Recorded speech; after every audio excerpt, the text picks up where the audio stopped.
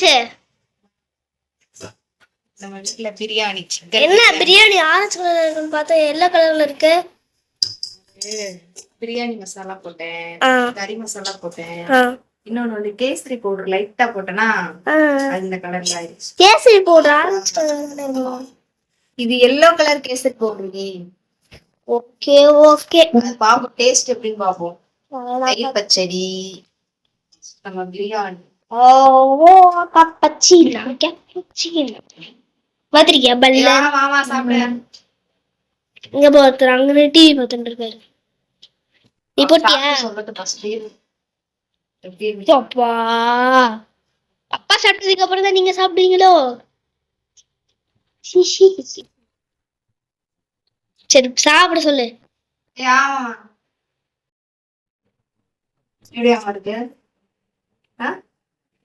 இருக்கு தயிர் பச்சடி வச்சிருக்கேன். நல்லா இருக்கா? லைட்டா கேசரி பவுடர் போட்டு பண்ணேன்.